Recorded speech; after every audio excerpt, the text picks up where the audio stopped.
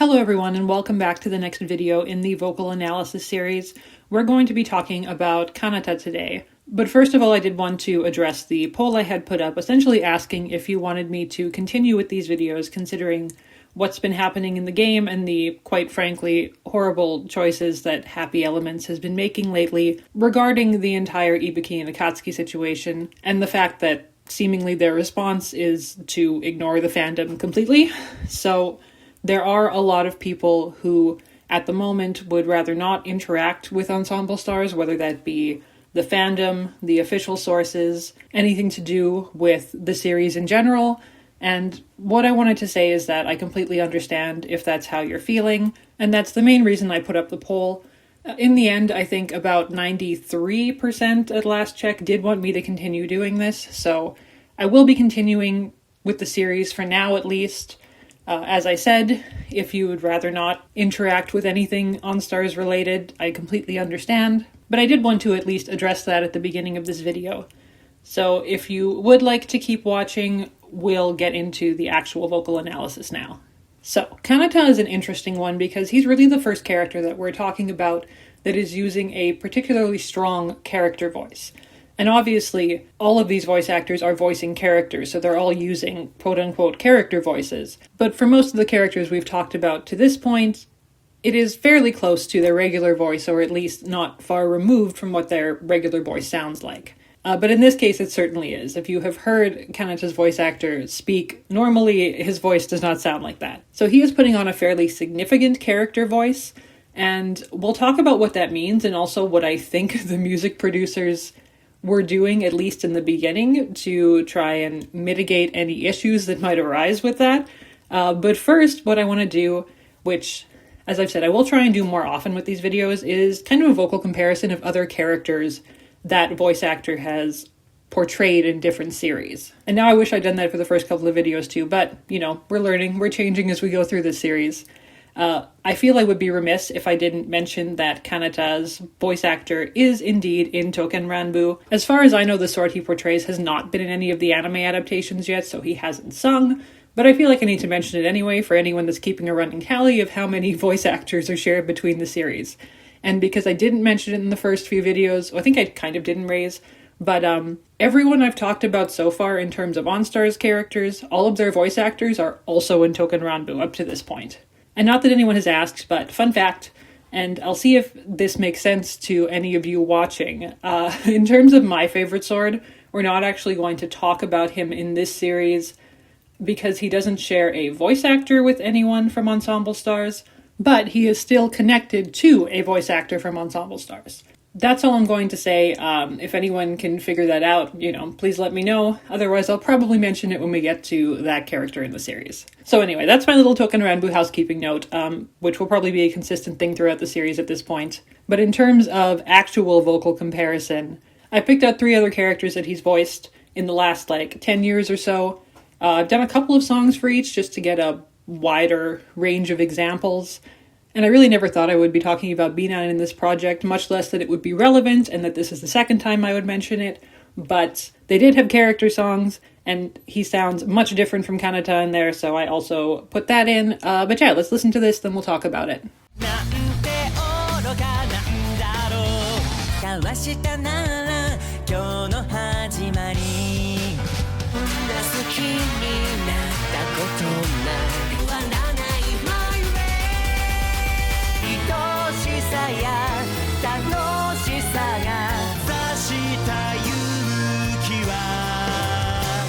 So you can probably all guess why I put that last one in there, because that is probably the farthest removed from Kanata's voice, at least that I have heard Tadori use in the series that I've heard him voice other characters in. So in order, that was Atsushi from Binan, Minami from Idolish 7, and Suzuru from A3. And I think it gives a good idea of how broad his vocal range is, and that typically when he does any sort of higher tone, you can kind of hear a little bit of the Kanata voice in there, but not to the same extent. Minami is probably the closest, but even then he's using a much less exaggerated form of that voice, so he still has, I would say, a wider dynamic range than Kanata does, who is fairly limited in terms of the voice he's using. which again, we'll talk about, but that's one of the major things I've noticed is that Tarori's singing range is quite large. He just can't use a whole lot of it as Kanata and maintain the voice that he's using for the character. But the interesting thing is, and again, we'll go into this a little bit more, I've talked about in past videos how typically when singers use a higher part of their tone, they tend to go nasal. Just because you're not drawing from the diaphragm, you're not singing in a way that really opens up your breath structure, you're trying to keep everything very high up, which normally tightens up the vocal cords and tightens up what you're singing. The difference in Kanata's voice is that Kanata, because his voice kind of has this very mysterious, languid, soft tone to it, there's a whisper element to it that almost turns it into being aspirate. And I believe I've mentioned that word before. An aspirate tone is a very breathy tone. So it's essentially when you can hear breath coming through with the singing. So the character voice for Kanata is interesting in that way because it almost automatically has to be nasal because of how much he's pushing his tone up. But because of the breathy aspect to it, it becomes a lot more mixed than you might think it would be. And that actually helps with blending because the overall effect is that it kind of tempers both sides of it and it meets up more in the middle. So his tone is still quite high, but it's actually not hard to blend with. And we'll see that as we go through the examples here. And I think I've already talked about it a little bit with the eccentric songs in some of the other videos, but obviously we'll get more of it here. All right, last thing before we get into the actual songs. This is the first time we're talking about Ryusei Tai, so I have to talk about them overall as a group. And I have had people asking if I'll go into the issues that arise when it comes to the mixing for Nights. That'll be next video because we're going to be talking about Nights next video. But while I often hear people talk about how they think that the mixing for Nights is off, and it is, and we'll talk about why, I rarely hear that for Ryusei Tai. And Ryusei Tai is a group that has the same number of members, has several of them doing character voices, has most of them with higher tones. So the big question is, why does Ryusei Tai tend to work when Nights doesn't? The answer is Chiaki. And to elaborate on that, I've mentioned before how lower voices are much easier to mix with because of sound waves and clashing and things like that. But that's also why a lot of the groups that have primarily singers with lower voices, usually there's not an issue with mixing, and no one has ever really claimed that there is an issue with mixing. And the thing with Nights is that they don't really have a low neutral core to build around. And that's not a technical term, this is just a term that I'm using to hopefully explain this in a way that makes sense. So Chiaki's voice isn't truly neutral, but it's close enough that everyone else can kind of be built around it, and it's low enough that if they ever need to push his voice to kind of temper some of the others, it's very easy to do so. Nights, on the other hand, doesn't really have that because even though Izumi's voice is fairly low, it is so aspirate that you can't really use it as a base for building anything else around. And again, we'll talk about that more in the Nights video, but at least for me, that's the big difference, is that if they need to use Chiaki's voice to pull the others back, it's fairly easy to do so. Other than that, Ryusei Tai all have fairly distinct voices. It's very easy to tell which one of them is singing. I know the old OnStars joke has always been, Ensemble Stars units are 3 well-established voice actors and one guy they found walking down the street. And Ryusei Tai kind of has all sides of the spectrum when it comes to that, at least at this point. We've got 2 of them that have a ton of roles that you can look up. We've got one that hasn't been in a whole lot of series, but has been in a few fairly notable, especially mobile game series in the last few years. And then we have 2 of them whose really only credit of note is Ensemble Stars. So we've kind of got a mix of everyone in this group, which is interesting. Again, I'm going to recommend looking up some of the live concerts if you haven't seen them, because Ryusei Tai is one of those units that I really like watching live because they all look like they're having the time of their lives, and it's really great to watch them. But that was an awful lot of housekeeping, and I apologize for that. I think that's everything I had to say, so let's get into the music.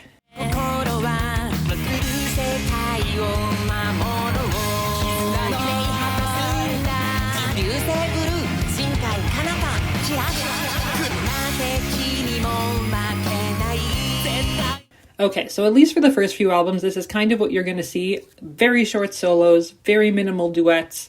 He doesn't really get to sing with a lot of the other members of the group. And I think the main reason for this is that the music producers were scared of his voice, which I kind of understand. And there are, again, I don't know how true this is, so don't quote me on this. I started playing Ensemble Stars in March of 2016 during Marionette, so during Valkyrie's introduction event. So I came into the game about 10 months into its life cycle, so after the first set of albums had been released. And even at that time, there were these rumors flying around that the reason that Arashi's voice actor had changed was because when they were hired, they didn't actually know if they were going to be doing any singing outside of like Trickstar doing the theme for the game and things like that, because it was a card collection training game and not a rhythm game. And that Arashi's original voice actor was under contract from some other record company and couldn't actually record any songs, which was why Kiramu was brought in. I don't know if that's true. It was a very popular rumor at the time because the original voice actor leaving kind of coincided with the albums being recorded. Again, might not be true at all, but if it is, I can understand why they were a little afraid of Kanata at the beginning, because obviously they had given him a very strong speaking character voice, and that kind of had to translate into his singing as well. So I already talked a little bit about how limiting the voice that he's using is in terms of dynamics. And dynamics in music is essentially just volume, how loud you can sing. So when we heard the examples at the beginning with Minami, he was still able to get a fairly loud tone, even using that higher voice. Kanata's is to the point that I think he can't really push it that much and still maintain it. So a lot of Kanata's singing won't really shift in volume too much. There won't be too many tricks in it because it's mostly about just keeping that tone very consistent. And at the beginning, their way of trying to mitigate that was just to not let him sing very much. But again, as I've said, his voice actually isn't hard to mix with, and it doesn't sound bad when he's singing like that. Especially in a big group like Ryusei Tai, where they're just not going to have super long solos because there are so many of them, and most of their songs are fairly upbeat.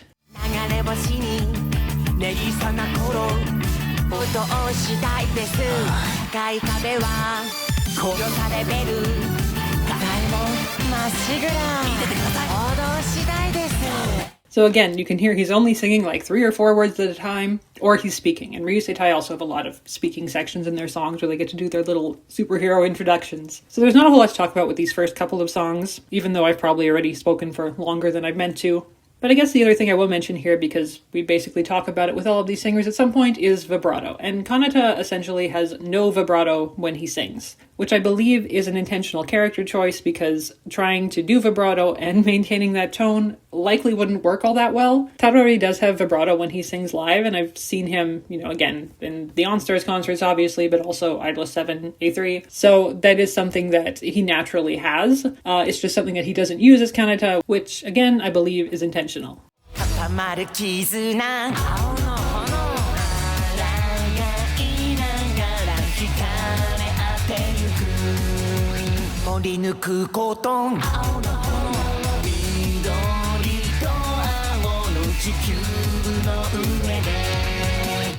So we finally get some duets, and what I found is that in a lot of these early songs he does tend to sing with Midori a lot. Again, I think this was intentional as a way to put him with a fairly neutral singer, because in terms of tone, Midori's tone is still fairly high, but it is fairly neutral for mixing purposes. So I think that was completely intentional. They sound fine together as a result, but the duet parts in this song are much longer than any of the solos that Kanata has. So it still feels like they're trying to hide his voice a little bit.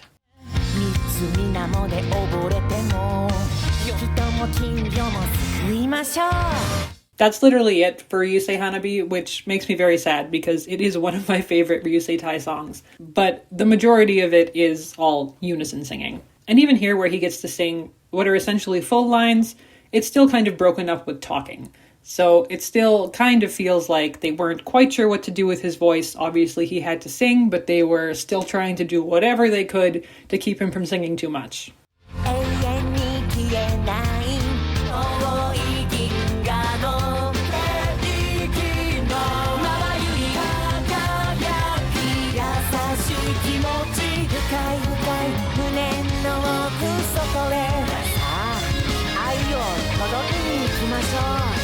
One of the things I've noticed with Ryusei Tai in general, which I didn't notice with the other ones that I've done, and usually when I record lots of the stuff I only have one headphone in, Ryusei Tai is mixed, at least in the actual recordings, that most of the time when they're doing duets, it is actually in stereo. So one vocalist will be in one ear and one will be in the other ear. So I was listening to some of these songs and looking at the wiki and going, isn't this supposed to be a duet? And then I realized it's because only having one earbud in, I couldn't actually hear the duet part happening. I don't recall that happening with any of the other units that I've done so far, so apparently that's something they're doing with Ryusei Tai, and it seems to persist throughout the entire discography. This is the first time when you actually kind of get to hear him actually singing more. And again, it sounds fine. In this song, he gets to sing with 3 other members of Ryusei Tai. In terms of strong character voices, Tetra is obviously the other one that is using a significant character voice. It just happens to be one that Yoshking uses a lot, because if you have heard him speak normally, his voice is not really that similar to Tetra's, but a lot of his characters use that voice. So Kanata and Tetra don't get a lot of duets, and especially they don't get a lot of long duets, because I think the producers are afraid of their voices together, but I honestly don't see much of an issue with it. And he gets to sing with Midori again. I didn't talk about this in the last one when I was talking about the duets with Midori, but the last one, not this song, the other one that we were doing before, they actually have some really nice harmonies in there too. So obviously they're not afraid of Tadori's proficiency as a singer, they're just afraid of the voice he's using. And this is also the first time that Kanata gets to sing with Chiaki, and eventually I would say he sings with Chiaki more than anyone else, which does kind of make sense because, as I talked about at the beginning, Chiaki is kind of the base or the core for all of Ryusei Tai's vocals, so it would make sense that if they were afraid of any of the other voices standing out too much, they would throw him in there to bring everything back to neutral. And again, they sound fine together. Unlike in the last video when I talked about Switch, where they try and hide Sora's voice in the mix, they're never really trying to do that with anyone in Ryusei Tai. So I feel like their general approach to Ryusei Tai's vocals is kind of trying to get everything as close to neutral as possible, instead of trying to hide anyone.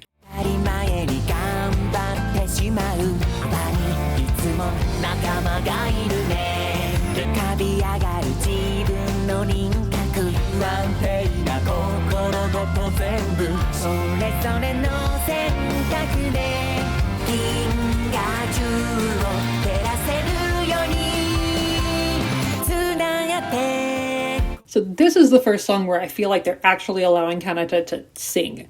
He gets longer lines, he gets lines where there actually are significant pitch changes, he gets a little bit of a longer duet with Tetra at the beginning, and this is probably the song where, at least until some of the more recent ones, where Yoshking is using more of his normal voice for Tetra because it is lower and a little bit slower, and Tadori is still using pretty strong Kanata voice, but because it is lower, it's breathier than normal. So it doesn't really have the same features that a true aspirate tone would. And again, look to Izumi for that if you want an example. But there's still that sort of breathy effect to it, even when he's singing lower, because of the voice that he's using for the character.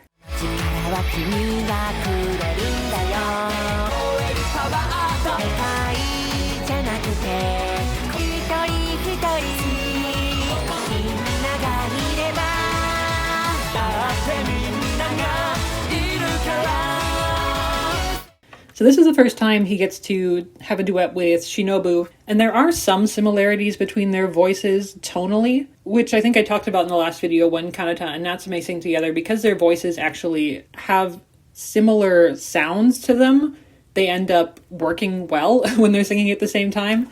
And I think they took a while to realize that with Shinobu, but as the songs progress, he does actually sing with Shinobu, I think, probably the second most after Chiaki. It's like in the beginning, they had him singing with Midori because they thought that would be the easiest to mix, and then eventually it kind of shifts into mostly Chiaki and Shinobu for the later songs, which we'll see when we get there. The other interesting thing is that when he sings with Chiaki at the end of this one, he actually takes the lower harmony, which you wouldn't think listening to their voices that would be the case. But I think by this point, the producers were starting to realize that his voice actually does blend fairly well. And especially when he's singing lower, they don't need to worry so much about pushing the tone up. So in terms of letting Chiaki take the higher notes, even though Chiaki's voice is just lower naturally, it actually works really well.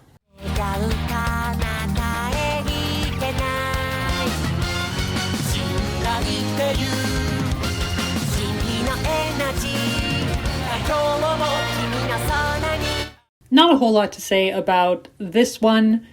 I find that with these anime-only endings, either they really let the characters sing a lot more than you would expect, or they're not really singing much at all. And this is kind of the latter case. This seems to be going more back to the earlier songs where Kanata just doesn't get to sing a whole lot. He gets a couple of duets with Chiaki, but in terms of his lines, they're not very long. He's not really doing a whole lot vocally. But in this case, that's just kind of how the song is set up. They're all mostly in the same boat. So I don't think it's a case of trying to hide his voice. That's just Ryusei Tai does have a lot of songs that have a lot of unison singing, and this happens to be one of them.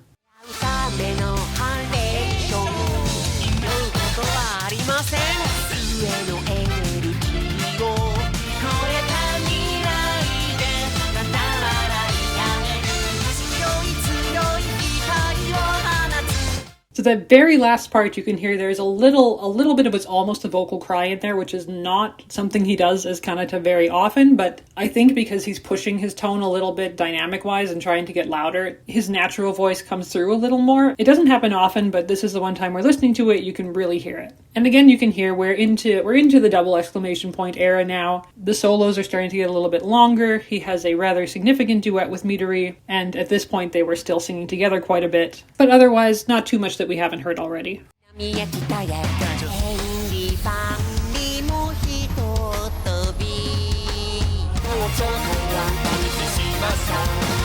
Yes, there's not a whole lot in that one. The middle solo there, he's really pushing the Kanata character voice through the singing. I feel like I haven't talked enough about how difficult that is yet. I've talked about how limiting it is to have to use that voice the whole time, but being able to maintain it so consistently, regardless of whether he's singing low or high or switching pitches around or singing duets and harmony, is actually really impressive. So I did want to mention that even though there's not a lot of flashy or showy things that Kanata can do with his voice because of the tone he's using, the fact that he's using that tone at all is still impressive in its own right.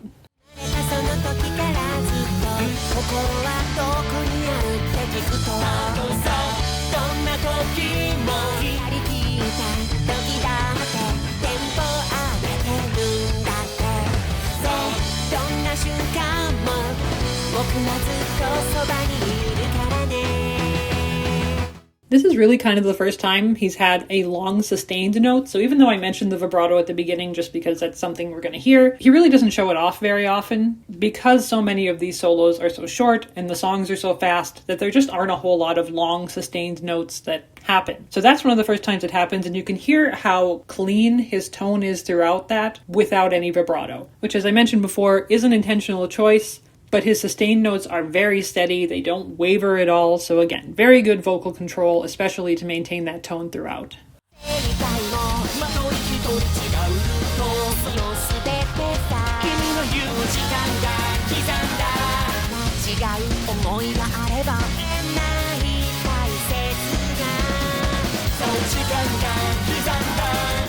So Colors Arise, there's not a whole lot to talk about as far as Kanata is concerned. It kind of goes back to the traditional formula for Ryusei Tai songs, so short solos, short duets, not a whole lot of features as far as he goes in this one.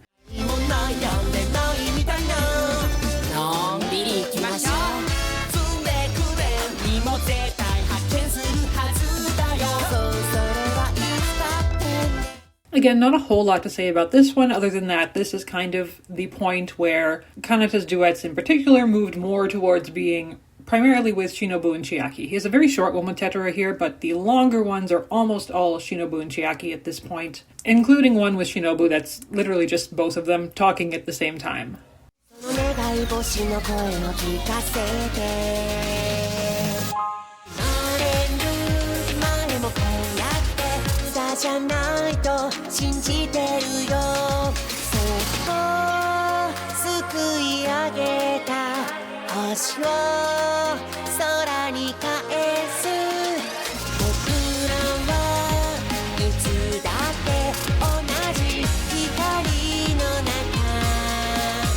Alright, so finally we've got some stuff to talk about, and this is one of those times that I'm going to say where the featured 5-star event character actually gets significant features in the song, and as I mentioned in the last one with Natsume, my theory is that at least part of it is because Kanata was the last one in Ryusei Tai to get his feature event, so by then they were more inclined to actually give that character more to do in the song. And this song, stylistically, is very suitable for Kanata's character. It's got this really flowy feeling to it. We haven't talked a lot about how Kanata sings, but based on how he speaks, it should come as no surprise that he is another one of those characters that tends to sing behind the beat a little bit because his voice is supposed to have this watery, floaty feeling to it, regardless of whether he's speaking or singing. So giving him a slower song like this, and one that actually has longer solo lines, not only fits his character very well, but also kind of lends credence to the theory that they're not nearly as afraid of his voice anymore as they were in the beginning, because he's doing a lot in this song. Once again, you can hear those really long, sustained notes with absolutely no vibrato, but also no pitch wavering. It never sounds like he's running out of breath at any point on them. Some of this is going high enough that I would say he's going into head voice, and again, it's one of those things that is a little hard to tell because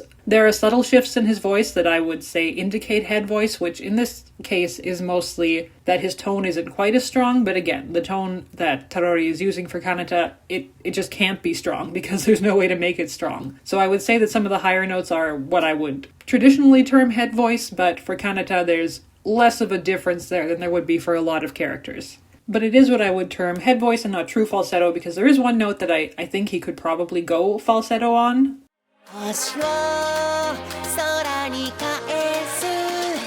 Again, not sure if he could do it in the Kanata voice, but because of the breath behind it, I'm inclined to say that that is still head voice and that he never really gets into true falsetto as Kanata.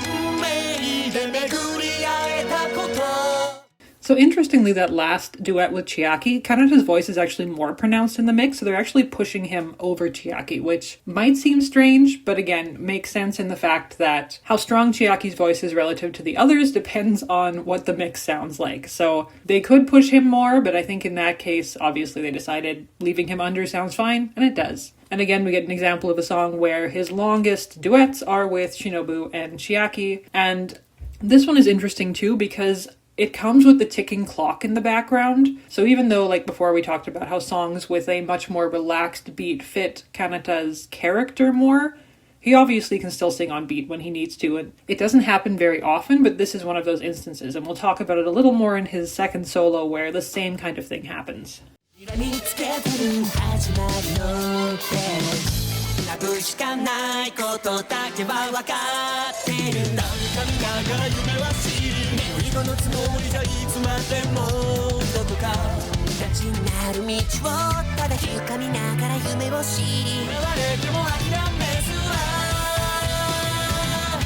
In contrast to this one where all of his duets with Chiaki is mixed louder than him, so I think that kind of lends to my theory that it really does depend on what they're hearing when they're doing the mixing. That informs the decision of how the mix should go. He does get to sing with Midori again in this one, which hasn't happened for the last couple of songs.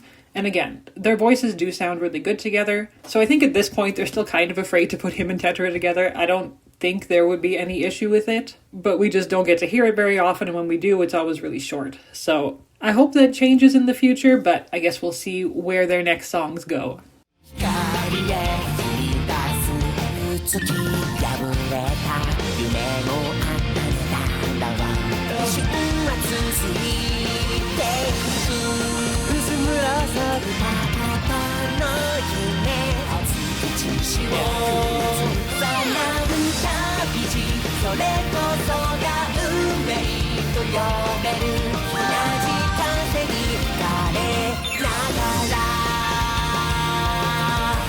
This is one of those songs I feel like people tend to forget about just because cross-unit songs or random shuffle songs, like this is essentially a shuffle unit, but that really didn't happen back in the single exclamation point era. And the only reason that this happened, I believe, along with the one that Mama has with Akatsuki, is because otherwise there wouldn't have been enough songs to justify an entire album for Madara, and they wanted him to have one. So picking a couple of random events to give songs to worked really well. And this song is really interesting for Kanata because A, he sings a lot, which he didn't do back then for the most part. And B, he sings really low, so you can hear that, and I think I've talked about this in previous videos, there is a point in everyone's voice where once it gets too low, it's very hard to maintain a constant pitch. And typically what happens is your voice will naturally get kind of whispery when you're trying to hit those really low pitches. In Kanata's case, it kind of works to his advantage because even though he's singing really low, his voice is already whispery, so it doesn't really sound any different, and he's still able to hit those pitches fine. It's not getting to that super, super low point, but it's right on the cusp, and I think it has a very interesting sound that he doesn't really get to explore a lot within the Ryusei Tai songs, so I'm glad that it happens here at least. He never gets to do it with Soma, which is a shame because I think they would sound good together. He does get to sing with Mitsuru very briefly, and again, I think in general, Mitsuru is one of those character voices that would probably sound fine with Kanata, even on the longer lines. He does get a fairly significant duet with Madara, which, again, I'm glad happens because their characters have so much history that I'm glad they get to sing together at least once. And they actually have voices that complement each other really well, and they're pretty much even in the mix. And again, Mama didn't exist prior to 2017, so this was done within the latter part of the first era of Ensemble Stars. So I do think at that point that we're already allowing Kanata to sing a little more, but I feel like up to this point, with the exception of his first solo, this is almost the song that he gets to sing the most in. So I'm glad it exists and that we can talk about it, and I hope people don't forget about it because it's a really good song.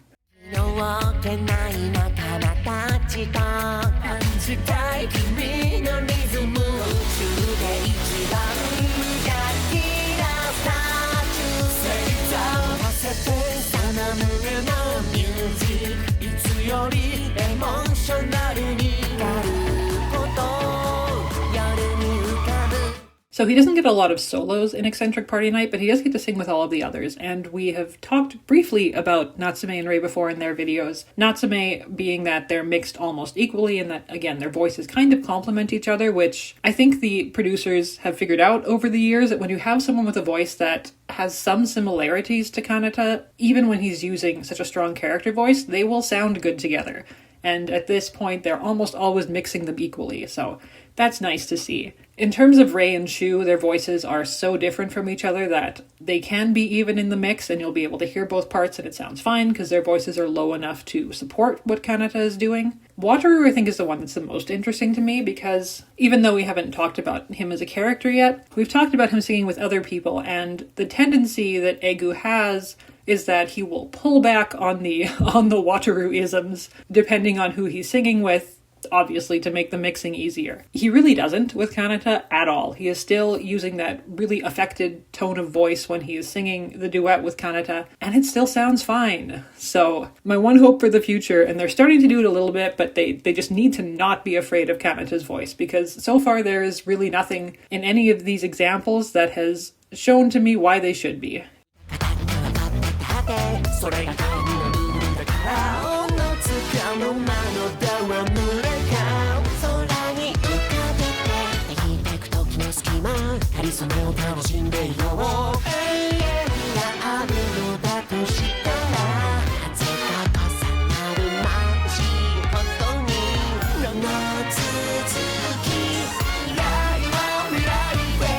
So Twilight Pentagram, more of the same in terms of how he sounds with all of the other eccentrics. The only other thing with this one, again, is that it's one of the songs that allows him to sing lower because, at least at the beginning, most of them are singing lower. Rei more than anyone else, but you can still hear he's getting into the low whispery tone as opposed to the higher one that he usually uses. And in this case, his duets with both Rei and Shu are where both characters are singing low, and again, no issues. The last one with Wataru, he is singing lower than Wataru, and we've talked about when he's done that with Chiaki in the past, so they do that occasionally, and this is another example of it, probably because, again, if Egu was going full Wataru, you're going to be able to hear him regardless of who he's singing with, so it does sound fine for Kanata to actually be taking more of the supportive bass role in this case.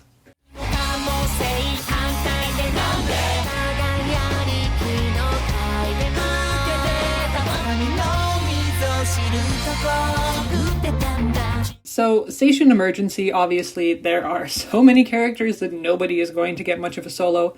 I've talked about this with the other cross-unit songs. This is probably the most extreme example because we have 10 characters that are singing this song. And once again, I question how they'd make these divisions because he could be singing with anyone, and in the beginning he is still singing with Shinobu, which we've established why that works by now, but I wish he would have gotten to sing with more of Knights. But he does get to sing with two of them, and I find these choices particularly interesting because they are both voices that complement his, but in different ways. So Arashi is another character that has a fairly aspirate tone.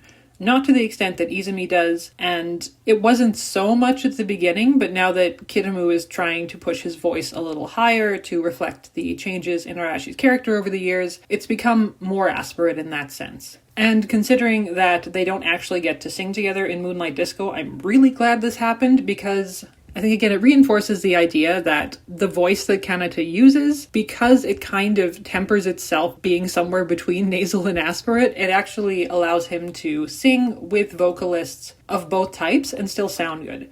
Same kind of thing with Ritsu. Ritsu and Kanata both kind of have this sleepy, slow quality to their voice. Ritsu's tone is more moderate in general. And I said I wouldn't talk about Knights mixing in this one, but even though Ritsu has a fairly neutral tone, it's higher, so his voice really can't be used as a base to build others off of. But because stylistically his and Kanata's singing is so similar, even though they only get like 3 words here, you can already tell that they would sound good together if they had a longer duet part. And this is normally where I would put the cover song. I've decided to leave it out because even though the Hamtaro song is fun and nostalgic, Kanata has 2 really short lines and absolutely no duets with anyone, no one in Ryusetai, no one in Rabbids.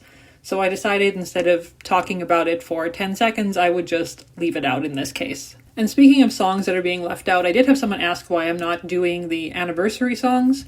There's a couple of reasons. The main one just being that these videos take long enough to make, and adding like 5 or 6 more songs into it would only increase the time it would take to make them.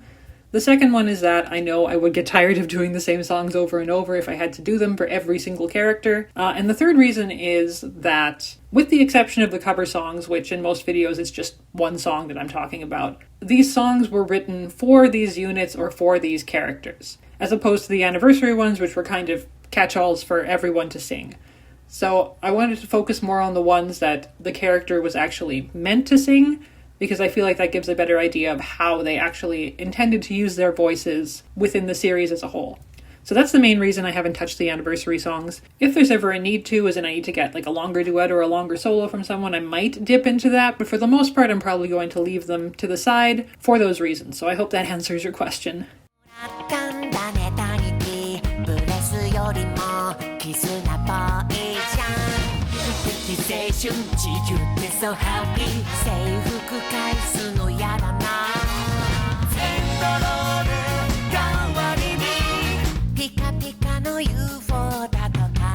So in terms of solos, again, nothing much here that we haven't heard before. He's using kind of a more mid-tone than he does in a lot of songs. Usually Kanata's voice will either be high, or as we've heard in some of the non-Ryuseitai songs, low. This one he's kind of staying right in the middle, and he has a very nice mid-tone, so it's good to hear that. He doesn't get to sing with Hoke or Naru, but we've talked about Naru before. He does get to sing with Hiyori and Tatsumi. Hiyori has a generally higher tone, but we've already talked about why that works with his voice. Tatsumi, again, he is playing the lower support to Tatsumi singing the higher notes. So this is becoming at least a little bit of a pattern where singers with naturally lower voices than the one that Kanata is using are actually getting the higher part of the harmony and allowing Kanata to be that bass for them, which I think this is maybe the 3rd time we've mentioned this, so really interesting that at some point the producers must have tried that and decided it sounded good, because it does. And I'm glad that it's something that's kind of persisted, not super often, but often enough that you can make note of it and hear it when it does happen. Alright, so that covers everything except the solos, so we'll get into those now.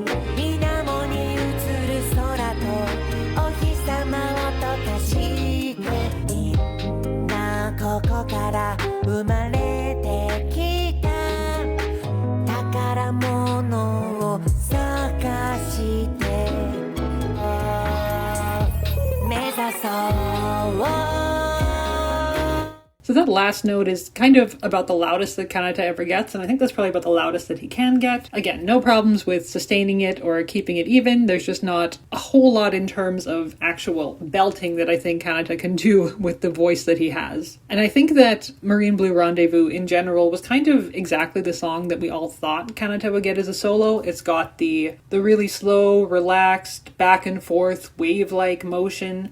His voice is very consistent throughout all of it. He goes into, again, what I'm going to call his head voice a couple of times, but otherwise, for the most part, it's a fairly relaxing song. There's not a whole lot vocally that's happening that we haven't heard before, but I think it's a song that does suit his character very well.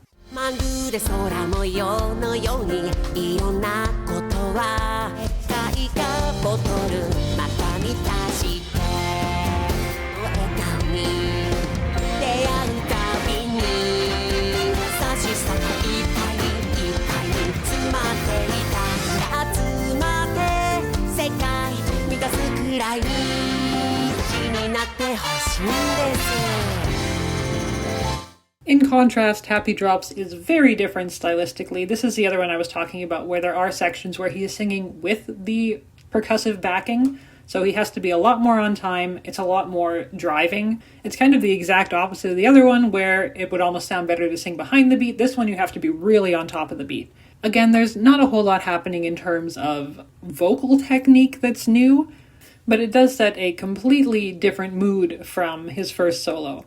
So I do find it interesting that they're so different from each other, but I think what it does accomplish, again, is proving that even though it feels like Kanata's voice would kind of put him in a very tiny box as to what he could actually sing, it's much more versatile than you would expect. So I think that's kind of my main takeaway throughout this video and throughout actually listening to all of Kanata's solos and duet works really closely, is that while I think my initial assessment of how much he can do with his voice still kind of stands, it really doesn't limit him in terms of the kinds of songs he can sing and the people that he can sing with as much as I thought it might. So I think this is a good example of a strong character voice and how much you can actually do with it, even if you're not doing flashy, impressive falsettos and belting and vocal runs and things like that. There is still a lot to talk about, and I think I ended up talking much more than I thought I would. Which again, isn't rare for me, but coming into this, I wasn't sure I would have that much to say about Kanata, and I think this has proved me wrong, and maybe has given some of you a new perspective on his voice as well. So that brings us to the end. I already kind of gave my final thoughts there, and in terms of what's coming up next, I think I've probably said enough in this video. It's going to be Nights. I was originally going to do Izumi because I wanted to talk about an aspirate tone, which we haven't really had, or at least truly had in this series yet. But I was also reminded that he does have the Project Sekai collab coming up next month. He's got the subunit with Jun and Hiro coming up in March. And while you could say that with any character, well, yeah, they're going to have more songs in the future, those have actual dates and they're coming up pretty quick. So I think I'm going to hold off on doing Izumi at least until that's finished. After him, I think the character I got the most requests to do was Leo. But Leo, again, very strong character voice. We've just talked about a very strong character voice, so I want to mix it up a little bit. And after the last video, I actually got a lot of requests to do Tsukasa. And Tsukasa I think is interesting because he does have enough other songs that I think it justifies doing him at this point. And obviously, I'm sure it's no surprise to anyone to know that he has a fairly nasal tone, but it's more of a natural nasal tone. Like, that's fairly similar to how Reo's speaking voice sounds, so it's not really a put-on character voice the way that Leo's is. So I think we're going to look at Tsukasa next. I say think, and I already have, like, all of the video slides and everything done for it, so we're doing Tsukasa next. After that, I think I want to get into some of the four-person units that I haven't done yet. So that would be Trickstar, Alkaloid, Eden, Crazy Bee, Rabbits. I think that's all of them. And I also do want to say a lot of people have asked for Valkyrie. I promise I am not ignoring you. Valkyrie is one of my favorite units musically and just in terms of their characters in general. But there are only 2 members, so I'm holding off because I don't want to do it too quickly. If my plan holds and I do like 2 of the 4-person units, then I will do Shu. And I'm doing Shu first because Mika is my favorite character in the entire game and has been since the day I started playing in 2016. So I am saving him for a little bit later. Even though I do really want to talk about him, I'm I'm making myself hold off on that, at least for a little bit. So that's the tentative future plan. If there is one of those 4-person units that I mentioned that you're really interested in seeing, or a character from there, please let me know. And as always, please like, comment, do all the things the algorithm wants you to do. Thank you for watching, and I will see you next time.